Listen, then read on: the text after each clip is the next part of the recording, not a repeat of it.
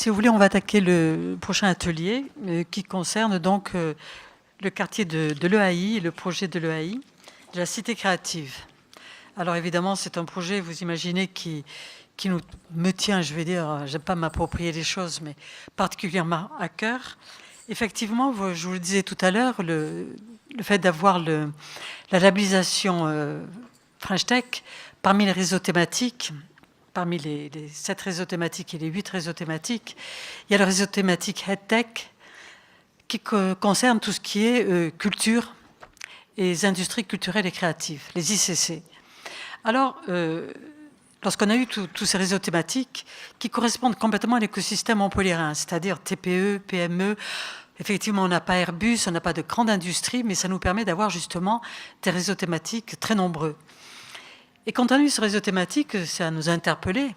Et comme on a fait pour la santé, qu'on maîtrisait beaucoup mieux, on a recherché effectivement le nombre d'entreprises. On s'est rendu compte que ça concernait 2000 emplois sur la métropole, tout ce qui est industrie culturelle et créative, dans lequel évidemment on peut mettre le cinéma, majoritairement le jeu vidéo, l'animation 3D, les effets spéciaux, la radio, l'audiovisuel et aussi le design. Ce secteur qui concerne plus de 80 entreprises de jeux vidéo, entre autres sur Montpellier, cela nous a interpellés. Et à l'époque, le projet de l'EAI, qui était un projet très ambitieux pour la ville de Montpellier pour plusieurs raisons, et vous allez le découvrir. D'abord, c'est un projet qui est au centre-ville, c'est un terrain qui appartenait avant évidemment à l'armée, que la ville a racheté assez cher, qu'il fallait donc investir, qu'il fallait construire dessus. Étant à l'époque développement économique, j'ai travaillé avec Stéphanie Janin qui était à l'urbanisme, déléguée à l'urbanisme, et on s'est dit, en parlant avec les services aussi bien de la SERM qu'évidemment avec M. Nurit, qu'il serait peut-être intéressant de faire une mixité sur ce programme et d'inclure les industries culturelles et créatives. Ceci a pris, je dirais, petit à petit, on a été écouté, parce qu'on s'est rendu compte d'abord des entreprises leaders qui étaient sur le territoire. Je ne peux pas vous les nommer toutes, évidemment, mais il y a le jeu vidéo, Ubisoft, évidemment, après des entreprises telles que Netia, entre autres, et puis surtout, il y a de la formation. Et vous savez, pour que quelque chose fonctionne, pour ce qu'on appelle un cluster, entre guillemets, fonctionne, il faut qu'il y ait tout. Il faut qu'il y ait des startups, des grandes entreprises, des grands chefs de file, mais également de la formation. Et la formation, entre autres ici, tout à l'heure, je lui laisserai la parole, il y avait l'ESMA, et puis il y avait des associations et des réseaux d'animation aussi, qui ont fait qu'on s'est dit, sur cette EAI, il faut faire quelque chose de nouveau, quelque chose qui intéresse justement tout ce secteur des industries culturelles et créatives. Alors ceci a été porteur. Alors c'est bien parce que je ne vois pas ce qu'il y a derrière moi. Attends, je suis obligée de me retourner. Vous pouvez passer le slide suivant pour vous montrer justement que cette EAI se trouve effectivement, merci beaucoup, très près du centre-ville. Et non seulement il se trouve très près du centre-ville, mais la ligne 5 de tramway va être poursuivie, va démarrer de la place Saint-Denis, va remonter, pour ceux qui connaissent bien la ville de Montpellier, l'avenue Georges Clemenceau, et va tourner à droite et rentrer dans le site de l'EAI, donc va alimenter ce site de l'EAI. Donc, au niveau de la mobilité, pour répondre tout à l'heure quand on a été interpellé, on est tranquille là-dessus. On aura le tramway, on aura le bus, on aura également, évidemment, tout ce qui est lié à pistes cyclables et puis les trottinettes électriques et autres qui circulent en permanence dans la ville de Montpellier. Donc, ce quartier qui va être un quartier jeune, destiné justement aux start-up, aux entreprises et à des étudiants, il faut une mobilité permanente. Donc cette ligne 5 de tramway, elle est importante pour nous parce qu'elle va alimenter tout ce quartier. Et ce quartier donc des ICC est un quartier, je vais vous dire, on a eu déjà un événement qui s'appelle le MIC, il y a eu le MIC 1, Montpellier Industrie culturelle et créative, où on a retrouvé des personnes à l'international qui sont venues. Je pense entre autres aux producteurs de chèques qui étaient là, qui ne nous avaient pas prévenus. Donc ça interpelle, c'est unique en France pour l'instant, donc on veut le grandir, on veut vraiment l'améliorer. Il y aura le MIC 2 qui est prévu pour 2019 évidemment, et qui va un événement en plus sur la cité de Montpellier et au niveau des industries culturelles et créatives. Et je laisse la parole maintenant, évidemment, à M. Pérez qui va présenter le programme immobilier, je pense. Oui, merci Chantal. Quelques mots sur le programme. Ce site est un site exceptionnel, on vient de le dire, il est au centre de la ville, c'est l'ancienne école d'application d'infanterie. Donc on a un très très beau parc de plus de 20 hectares qui est aujourd'hui, enfin c'était en réalité le lieu où les militaires s'entraînaient. Il est aujourd'hui ouvert à la population et très approprié par les habitants qui vivent dans ce quartier, même au-delà. Eh bien, nous allons complètement réaménager ce parc, vous allez le présenter, pour qu'il soit encore un lieu d'agrément plus important, avec des équipements sportifs qui vont être faits à destination des habitants, puis encore cette notion hydraulique pour pouvoir protéger les populations. Donc à la fois parc hydraulique, on protège les populations, mais aussi et surtout un lieu d'agrément très important avec des équipements sportifs.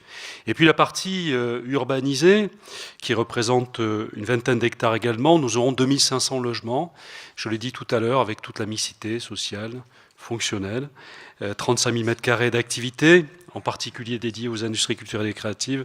Karim Kanessi nous présentera son école tout à l'heure, qui va être le fleuron de ce quartier, avec d'autres entreprises sur le sujet. Et bien sûr, un gros poste scolaire qui est en cours de construction actuellement. Et nous aurons une crèche qui sera réalisée par la ville, qui démarrera également très prochainement. Je laisse la place aux urbanistes pour qu'ils nous présentent en détail le projet. Bonjour, Marine Manchon, agence Westate, donc urbaniste, coordinateur sur le projet, aussi paysagiste. Donc notre approche sur ce projet, ça a été d'aborder le site par le déjà là. En fait, on a la chance d'investir un lieu exceptionnel qui est une ancienne caserne militaire, avec un patrimoine bâti existant riche et de qualité. Et donc, en fait, c'est une chance par rapport à peut-être d'autres ZAC plus classiques où on investit des lieux plus vierges. Ici, ça nous permet vraiment de construire un quartier qui aura une vraie identité, parce qu'on construit du neuf sur de l'ancien. Donc, ça sera un quartier qui pourra être porteur déjà d'une histoire et d'une certaine mémoire. Donc, pour faire le projet, on a choisi de composer justement avec ces éléments du contexte. Donc, d'abord, le patrimoine bâti, comme je le disais, c'est des bâtiments de casernes militaires, donc avec une architecture monumentale, parfois stricte, mais très belle, avec l'atmosphère des faubourgs de Montpellier, parce qu'on est au cœur des faubourgs de Montpellier. Donc, c'est une densité moyenne, des hauteurs assez limitées, et puis des espaces publics assez intimes et familiers. Et puis enfin, la douceur de vivre des villes méditerranéennes, où en fait on apprécie être dehors. C'est des espaces publics très plantés. On a la chance d'avoir beaucoup de platanes qui amènent de l'ombre et de la fraîcheur dans le quartier. Donc comme je disais, on a composé le plan urbain avec une partie existante, qui sont donc les bâtiments existants qu'on a choisi de conserver. On n'a pas pu tous les conserver. On a choisi les bâtiments qui étaient les plus qualitatifs et qui avaient le plus de potentiel justement pour le projet futur. Et à côté de ces bâtiments, on a composé en fait tout un nouveau tissu en cohérence avec les bâtiments de la caserne en termes de volumétrie, de gabarit, mais en cohérence aussi avec le tissu qui entoure la caserne, qui est le tissu des faubourgs. Donc, je laisse la parole à notre architecte François Percheron pour le parti pris architectural. Oui, bonjour, donc François Percheron, BPA Architecture. Donc là, on va vous passer un film qui présente la caserne dans son état d'origine, puisque aujourd'hui, elle a déjà pas mal évolué par rapport à ce qu'on va voir. Et c'est surtout, on va se rendre compte que la caserne, c'est déjà un équipement ou un élément de la ville qui est structuré par des bâtiments dont on rappelait effectivement à la fois leur qualité, mais aussi leur capacité, et on verra tout à l'heure peut-être dans des images de projet, leur capacité à évoluer, puisque ce que l'on souhaite avoir dans ce quartier-là, c'est effectivement une image de progrès, une image originale, et on souhaite que ces bâtiments, qui ne sont pas des bâtiments d'une qualité extrême, mais qui ont le mérite d'exister et qui ont la capacité à accueillir, soit aussi des déclencheurs de modernité, et donc leur réhabilitation va être très importante. Là, on voit donc le cœur des casernes, avec les bâtiments existants qu'on va conserver, les plus hauts, qui vont constituer la place d'armes. On a vu juste avant la halle, qui est une grande halle, qui aujourd'hui est provisoirement occupée et qui va s'intégrer dans le projet définitif dans quelques années. Donc voilà, c'est effectivement le Desjalins qui nous a motivés à structurer ce nouveau quartier. Le Desjalins qui est sur les bâtiments, on vient de le dire, mais aussi sur la structuration végétale de ce quartier. On a déjà un potentiel végétal très important, avec des alignements, des constitutions d'espaces importants. Et puis on a une originalité, et c'est là où on cherche à renforcer l'identité de ce lieu, c'est qu'on a un mur d'enceinte qui existe et qu'on a souhaité conserver.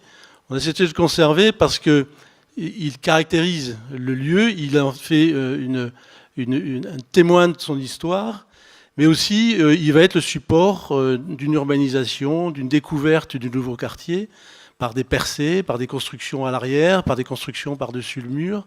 Et tout ça va donner une identité très propre à ce quartier qu'on a voulu donc formaliser d'un point de vue urbain, mais aussi d'un point de vue architectural. Alors j'ai déjà peut-être parlé plutôt de la partie urbaine, de la composition urbaine du quartier.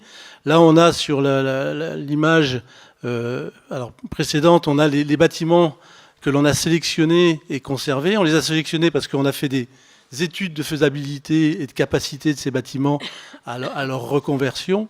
Ils étaient soit dédiés à de l'hébergement pour de l'accueil, soit des ateliers, soit il y avait un ancien musée, une ancienne chapelle, un cinéma, des hangars. Voilà, on a conservé certains et on voit bien sur ce schéma qu'ils ont déjà dans leur implantation beaucoup orienté la composition future du quartier. Voilà.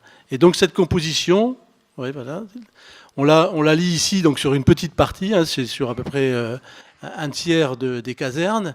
C'était pour vous donner l'exemple et l'évolution que ça va avoir. Donc ce quartier, autour des bâtiments existants, va se recomposer. Et là, il va se recomposer avec un système de composition de bâtiments avec des typologies très variées. De la même manière, on a décliné des typologies, comme le disait François, de programmes, comme le disait Monsieur Pérez, avec un quartier en fait qui regroupe tous les ingrédients pour devenir un quartier vivant, animé, avec donc du logement bien sûr, mais aussi des écoles, des commerces, des équipements. Et puis enfin sur la programmation, la couche créative qui va arriver avec par exemple l'ESMA et qui va vraiment nous permettre d'activer le quartier en fait, parce que ça va amener une population jeune, active, qui permettra d'être là, qui sera là quotidiennement dans la caserne.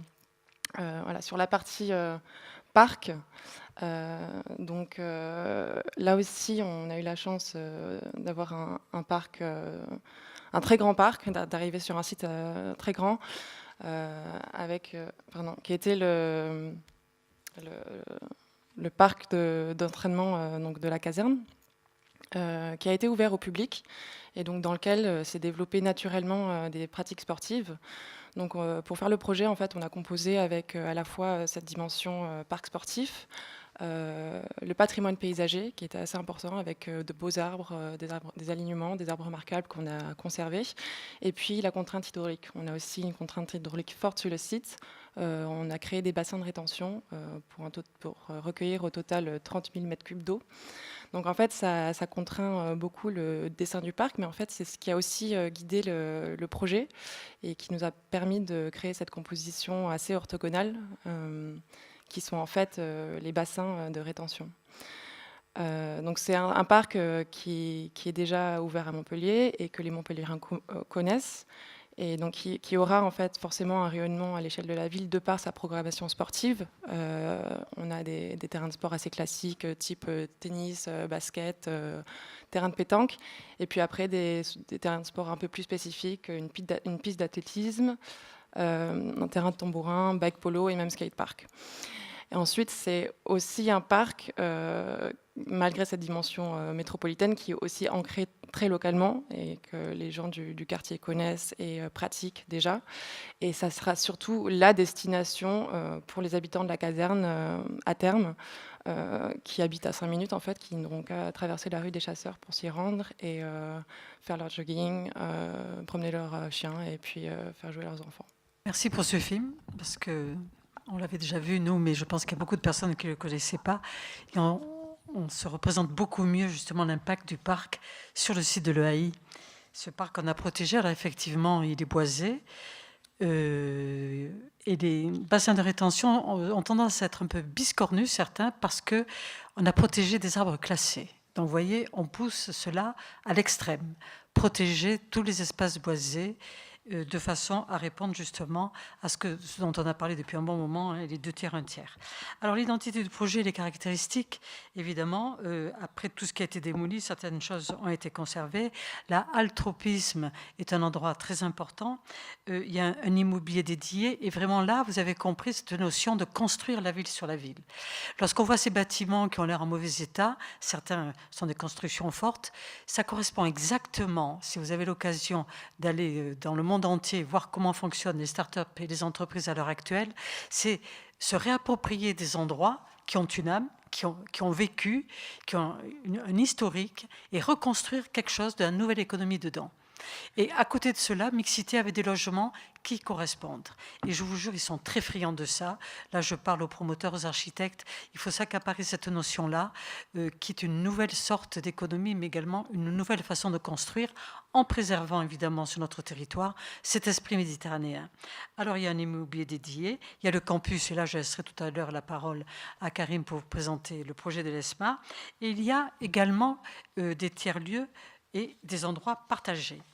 Si vous voulez me passer la diapo suivante, je vous en parlais tout à l'heure, les ingrédients, ils sont caractéristiques. C'est une nouvelle manière de fonctionner pour qu'un lieu vive.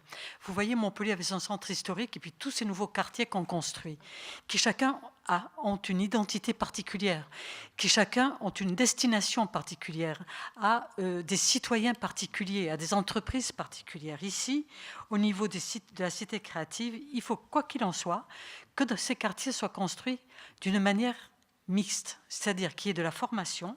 On a la chance d'avoir, je vous disais tout à l'heure, une université très forte, mais on a également la chance d'avoir des écoles de formation comme l'ESMA ici présente. Il vous en parlera mieux que moi, 1400 étudiants. Il faut qu'il y ait des entreprises leaders, je dirais, qui boostent justement l'économie, parce que dès qu'il y a une grande entreprise qui est présente, les autres se disent, tiens, il est là, lui, moi, il faut que j'y sois aussi. Ça, c'est la manière de fonctionner, c'est normal, hein. Donc, des solutions immobilières avec des TPE, des PME et des grands comptes. Il faut qu'il y ait des startups. L'altropisme, des équipements mutualisés. L'altropisme, c'est 4000 mètres carrés d'espace où vont se rencontrer ce bouillonnement qu'on retrouve au BIC de ces startups, ces entreprises qui accueillent. Les entreprises peuvent venir pendant 2 ou 3 jours pour étudier l'écosystème, pour voir comment fonctionne la ville de Montpellier et la métropole de Montpellier. Et puis, il faut des équipements mutualisés. Ces équipements mutualisés, c'est capital. C'est des endroits, justement, où les startups, les entreprises se retrouvent, croisent leurs idées. Ces équipements mutualisés, des Fab Labs, par exemple, imprimantes 3D, mais également des studios d'enregistrement, des studios ce qu'on appelle les studios motion capture, et puis des studios de cinéma, de son, etc. Il faut des réseaux d'affaires, et puis un endroit, c'est l'ancienne salle de projection qui appartenait à l'EAI, qu'on conserve, qu'on appelle le Cocon, qui est un endroit justement de projection où toutes ces écoles mutualisées, où on pourra faire des projections de films. Il vous en parlera mieux que moi, ce qui remet ces prix de fin d'année, c'est extraordinaire, parce que dans le jury, il y a aussi bien Paramount, Walt Disney, etc., qui est présent, et ces étudiants qui présentent leur projet de fin d'année, eh bien, auront à disponibilité, évidemment, ce cocon. Cet endroit, pour nous, c'est quelque chose de très important, mais pour mieux en parler, je vais laisser la parole à Karim Essegui, ici présent, qui est non seulement un chef d'entreprise, parce que c'est un chef d'entreprise, bien qu'il ne veuille pas qu'on le dise, un directeur d'école de l'ESMA, mais également quelqu'un qui comprend comment fonctionne, justement, parce que quand on enseigne toute sa vie, on sait très bien comment fonctionnent, justement, les jeunes startups et les entreprises. Merci Chantal. Oui, j'ai la chance d'être le directeur de l'ESMA, mais surtout d'avoir été associé à ce projet de reconversion d'un quartier qui est bien sûr au cœur de Montpellier, ça tout le monde l'a expliqué. L'EAI, c'était une école et pour nous c'était très important finalement, en étant une école, de revenir s'installer là. Donc on a imaginé avec bien sûr la SAM, la SERM, la ville et le développement économique, comment imaginer un projet qui soit un projet utile pour la ville, utile pour les ICC bien sûr, et pour le développement économique. Donc on a imaginé un projet qui permettait bien sûr à l'école d'exister, mais également de créer un certain nombre d'outils qui puissent apporter une valeur ajoutée aux entreprises qui s'installeraient sur le territoire. Je vais prendre l'exemple d'un studio. On a créé un studio, mais plutôt que de se contenter de créer un studio de prise de vue qui soit dédié uniquement à l'école, on en a imaginé un qui réponde aux normes professionnelles, qui soit équipé, tu l'as dit tout à l'heure, de motion capture. C'est des équipements qui sont un petit peu utilisés aujourd'hui dans le cinéma, bien entendu. Et on a imaginé qu'on pouvait les mutualiser, les partager et les mutualiser, donc les mettre à disposition des entreprises du territoire, puisque ce genre d'équipements sont des équipements, celui-là et d'autres, qui sont peu utilisés, mais indispensables. Une entreprise peut en avoir besoin peut-être 5 jours, une semaine, 10 jours, 3 semaines, mais elle ne va pas pouvoir construire, parce que ce n'est pas forcément très intéressant pour elle, mais l'avoir, c'est intéressant et c'est même indispensable pour ces entreprises-là. Donc c'était ça une des idées du projet. Une deuxième idée du projet, c'était de donner un lieu complètement ouvert, de façon à ce que ça serve de lieu de rencontre entre les entreprises, qui sont souvent des entreprises au départ de peu de salariés, mais qui sont dans leur solitude souvent et qui ont besoin à un moment donné d'être confrontés à d'autres, de pouvoir partager même des projets. Ça se fait beaucoup à Montréal, ça se fait beaucoup à Londres. Ça se fait beaucoup dans pas mal de pays. On a un film, on a un projet et on le saucissonne. Et c'est comme ça que vous avez des projets qui voient le jour. Parce qu'à un moment donné, aucun studio, ou en tout cas peu de studios, sont capables de gérer des projets d'envergure. Là, ça permet à un moment donné de confronter, de se partager des projets et de leur permettre de voir le jour. Et ça, c'était un élément important. De la même façon, un studio son, il y a très peu de studios son sur le sud de la France, et des studios, y compris Ubisoft par exemple, font la dernière étape qui est le son, mais qui est quand même indispensable pour un projet audiovisuel, le font faire par exemple à Montréal. Et ben, à un moment donné, on s'est dit, on mutualise et on permet à un moment donné d'avoir... nous, on a besoin d'un studio, on en fait 3, et ça permet de donner aux entreprises locales la possibilité de bénéficier de ça. Après, on a une petite spécificité qui a été imaginée par la SAM et par le développement économique, c'est-à-dire de dire ces entreprises sont souvent des petites entreprises. Outre le fait qu'elles n'y ont pas accès à ces outils, c'est des outils qui coûtent cher pour elles. Donc on est parti, même chose, dans l'imagination de quelque chose qui pourrait être, j'allais dire, relié, indexé, si on peut appeler ça comme ça, à la taille de l'entreprise. Et permettre aux petites entreprises de bénéficier de ces outils à moindre coût, quasiment à prix coûtant, pour ne pas dire presque gratuitement, de façon à ce qu'à un moment donné, il y ait une vraie valeur ajoutée à venir s'installer sur le territoire, qui est des outils dont elles ont besoin, mais qui malheureusement souvent qu'elles ne peuvent pas avoir, et qu'en plus quand elles l'ont dans leur région, qu'elles se retrouvent avec des coûts qui sont des fois un petit peu prohibitifs. Donc c'était ça un des aspects du projet. La deuxième ou la troisième idée qui a prévalu, c'était de dire toutes les villes de France, d'Europe, du monde entier prétendent être, j'allais dire, le meilleur, le plus fort dans l'accueil des ICC et dans le développement des ICC. Ici, Chantal Marion l'a rappelé, il y a quand même quelques écoles un petit peu sérieuses dans le domaine. On fait partie des écoles sérieuses. On vient d'être classé, pour la petite histoire, ça nous a fait plaisir, 3e meilleure école au monde par le classement Autodesk, ce qui est quand même plutôt pas mal, derrière une américaine et la Film Academy allemande. Donc ce qui est un petit élément, preuve qu'à un moment donné, si on veut des collaborateurs bien formés et des collaborateurs performants, eh ben, il faut venir s'installer ici. Et ça, c'est un des éléments supplémentaires. Et ensuite, au-delà de ça, je voulais dire... Oui, permettre dans un milieu très concurrentiel, parce qu'il y a une vraie concurrence de salariés aujourd'hui dans ces disciplines. Beaucoup de studios qui sont installés un peu partout ont beaucoup de mal à recruter des collaborateurs. que ça soit Montréal, etc. Mais finalement, la base à un moment donné du développement, ça reste l'humain, ça reste les collaborateurs. Et dans notre région, on a la chance d'avoir quand même beaucoup d'établissements, parce qu'il n'y a pas que nous, il y a encore d'autres établissements. Et ça permet de créer une véritable base pour ces studios et pour leur permettre de se développer. Voilà donc un petit peu tous les éléments qui ont conduit à ce que la SAM et la ville pensent à nous et articulent un projet où on a notre petite part et en tout cas essayer de la développer le plus possible. Voilà. Merci beaucoup. Donc vous voyez, imaginez 1400 étudiants dans cet endroit, ça fait rêver. Imaginez la vie qu'il va y avoir dans le Haï. Et ça, vous voyez, ça représente complètement l'écosystème montpelliérain. Et puis après, évidemment, autour, la mixité avec les constructions, etc. Donc moi, je vais vous parler de l'altropisme. L'altropisme, c'est donc un immense bâtiment, c'est un tiers-lieu dit éphémère. Qui dit éphémère veut dire qu'il ne va pas durer. Mais des fois, comme tout lieu éphémère, ça a tendance à durer, mais bon, on verra. Quoi qu'il en soit, c'était l'endroit où on mettait les chars, les camions, etc. On l'a pas détruit, et d'autant plus que ça se prête complètement à ce qui est écrit à l'intérieur. 4000 mètres carrés, c'est pour travailler. Espace de coworking. Nous, on avait appelé ça au départ la boîte dans la boîte, parce que sous cette grande halle va être positionnés différents éléments dans lesquels on va pouvoir abriter des startups, des entreprises, dans les milieux évidemment d'industrie culturelle et créative.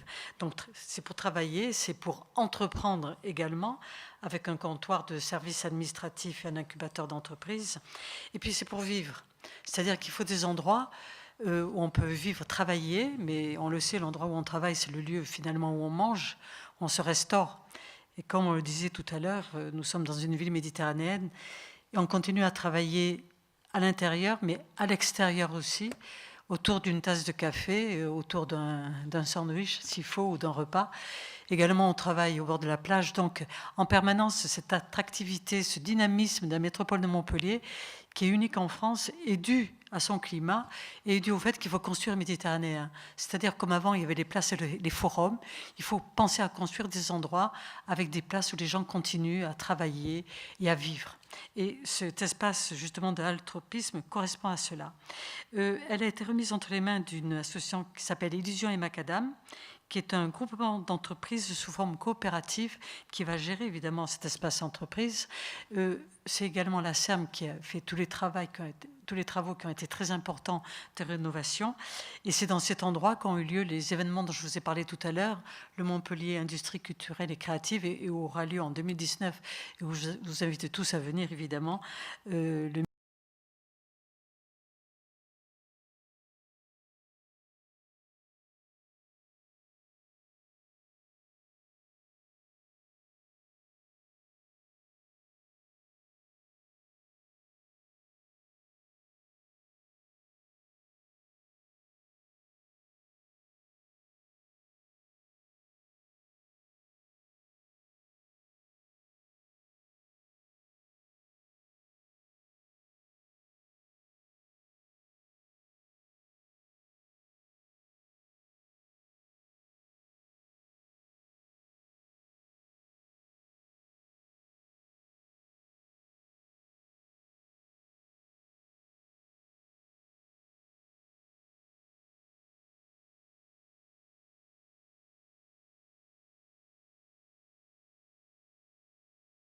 C'est un quartier qui est au cœur de la ville, un quartier mixte dans lequel on trouve l'économie, les industries culturelles et créatives, et on a tout le circuit, tout le parcours, ce qu'on a l'habitude d'appeler parcours résidentiel pour le logement, on pourrait tout à fait le faire pour l'économie.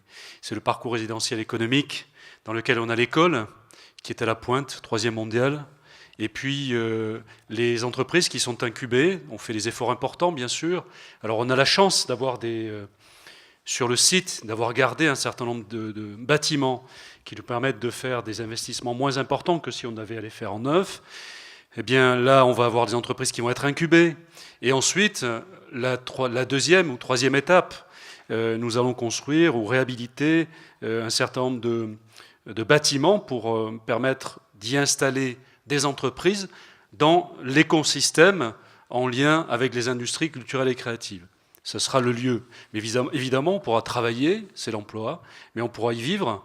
On a fait d'ores et déjà des premières consultations promoteurs. C'est Nexity qui a gagné